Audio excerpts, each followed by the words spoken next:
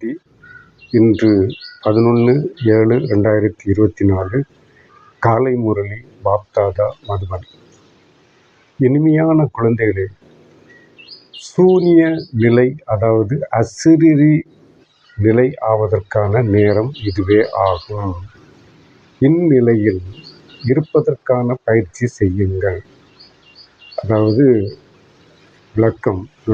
தலைப்பினுடைய விளக்கம், சூனியம் என்றால் பூஜ்யம், சைபர், ஒன்றும் இல்லாத நிலை, அதாவது அசிரிரி ஆவதற்கான நேரம் இதுவே ஆகும். இதே நிலையில் இருப்பதற்கான பயிற்சி செய்யுங்கள்.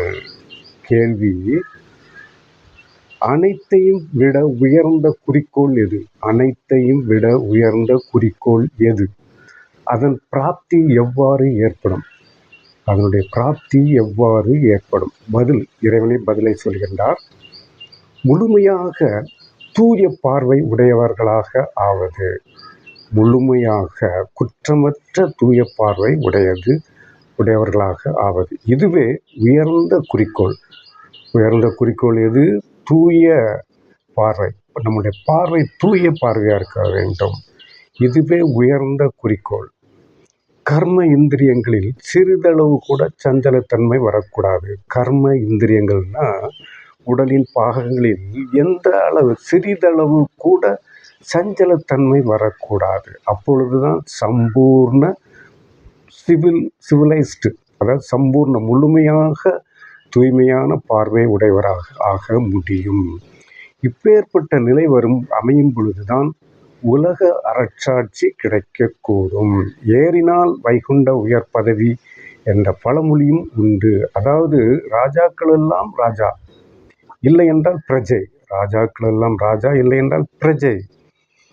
எனது விருத்தி, எனதுடைய உள் உணர்வு, அதாவது எனது விருத்தி என்றால் எனது உள் உணர்வு எவ்வாறு உள்ளது என்று இப்பொழுது சோதனை செய்யுங்கள். எந்த ஒரு தவறும் ஏற்படுவது இல்லையே என சோதனை செய்ய வேண்டும். தாரணை, அதாவது தாரணைக்கான சாரம், நடைமுறைப்படுத்த வேண்டியவை. பாயிண்ட் 1, தங்களை முன்னேற்றிக் கொள்வதற்காக ஒவ்வொரு அடியிலும் இவ்வாறு சோதித்து கொள்ள வேண்டும். எவ்வாறு சோதித்து கொள்ள வேண்டும்? 1, இன்றைக்கு ஆத்மாவாகிய என்னுடைய உள் உணர்வு எப்படி இருந்தது? 2, கண்கள் தூய்மையாக இருந்தனவா? 3, தேக அபிமானத்திற்கு வசப்பட்டு என்ன பாவம் செய்தேன்? இறைவன் என்ன சொல்கிறார் பாருங்க. தங்களை முன்னேற்றிக் கொள்வதற்காக ஒவ்வொரு அடியிலும் இவ்வாறு சோதித்து கொள்ள வேண்டும். எவ்வாறு சோதிக்க வேண்டும்? 1, இன்றைக்கு ஆத்மாவாகிய என்னுடைய உள் உணர்வு எப்படி இருந்தது? 2, கண்கள் தூய்மையாக இருந்தனவா? பார்க்கின்ற பார்வையில் தூய்மையாக இருந்தனவா? 3, தேக அபிமானத்திற்கு வசப்பட்டு என்ன பாவம் செய்தேன்? அதாவது தேகத்தை பார்த்தவது, தேக உணர்வு ஏதாவது பாவம் செய்தேனா என்று நாம் சோதிக்க வேண்டும்.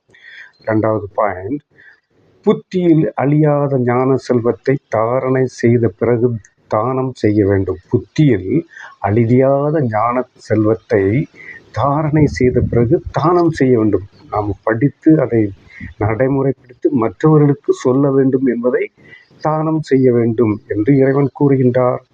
ஞானம் என்ற வாளில் நினைவு என்ற கூர்மையை தீட்ட வேண்டும். ஞானம் என்ற வாளில் நினைவு என்ற கூர்மையை தீட்ட வேண்டும் என்று தாரணைக்கான சாரத்தில் சொல்லுகின்றார். அடுத்த பாயிண்ட், வரதானம். வரதானத்தில் என்ன சொல்லுகின்றார் பாருங்க.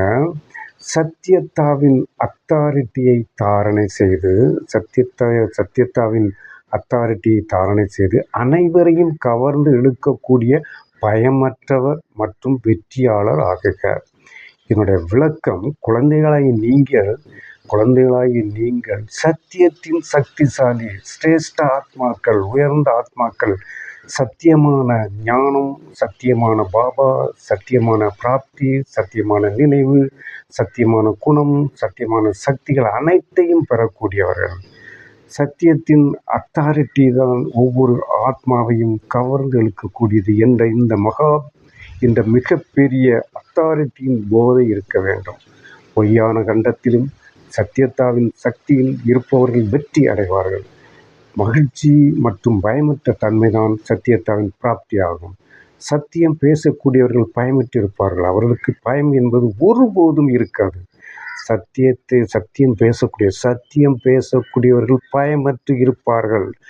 அவர்களுக்கு பயம் என்பது ஒருபோதும் இருக்காது என இறைவன் கூறுகின்றார். ஸ்லோகன் கடைசி பாயிண்ட்: நேர்மறையான எண்ணங்கள் மற்றும் சக்திசாலியான உள் உணர்வுதான் வாயுமண்டலத்தை மாற்றக்கூடிய சாதனமாகும்.